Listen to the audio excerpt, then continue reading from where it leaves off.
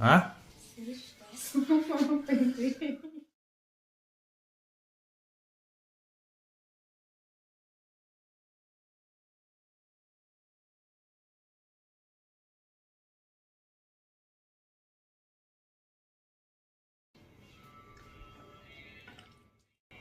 இது ரெடி ஆகுறதுக்குள்ளே பசிச்சிருச்சா. இன்னைக்கு வேர்க்கடலை வாங்கிட்டு வந்து அதை அவிச்சோம்.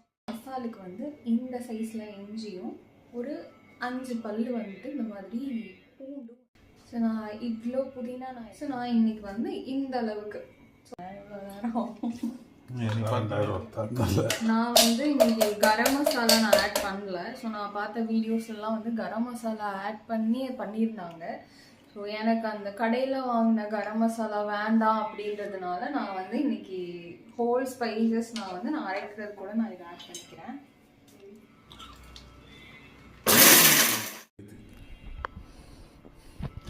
கடாய் எப்படி கழுவுறேன்னு வியூவர்ஸ்க்கு கட்டுறியோ கட்டு. கடாய் கழுவிட்டியோ? நம்ம வந்து மசாலா பொடிக்கு மசாலா ரெடி பண்ணுறோம். இப்போ எண்ணெய் சுட்டதும்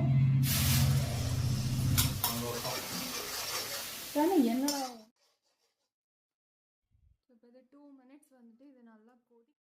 இது ஒரு 5 மினிட்ஸ் இந்த மாதிரி நல்லா கொதிச்சதும் லைட்டாக கலர் மாதிரி இருக்கு பார்த்தீங்களா. ஸோ இந்த ஸ்டேஜில் டீஸ்பூன் வந்துட்டு மஞ்சள் தூள், டீஸ்பூன் மாதிரி வந்துட்டு நார்மல் சில்லி பவுடர், ஒரு ஸ்பூன் மாதிரி வந்துட்டு கொரியாண்டர் பவுடர் நம்ம இதில் ஆட் பண்ணிக்கலாம். இப்போ பச்சை வாசனை போயிடுச்சு. நம்ம இப்போ மேஷ் பண்ணி வச்சுருக்கிற பொட்டேட்டோவும் பட்டாணியும் நம்ம வந்துட்டு சேர்த்துக்கலாம்.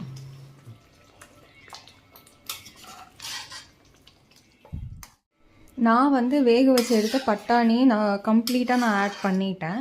ஸோ உங்களுக்கு அது மேலே வந்து மசாலா பொடி உடச்சி போடும்போது வந்துட்டு நீங்கள் கொஞ்சம் போட்டு சாப்பிடுவீங்க அப்படின்னா வேக வச்சதுக்கப்புறம் பட்டாணியை தனியாக கொஞ்சம் போல் எடுத்து வச்சுட்டு ரிமைனிங் இருக்கிறத வந்து மேஷ் பண்ணி ஆட் பண்ணிக்கோங்க.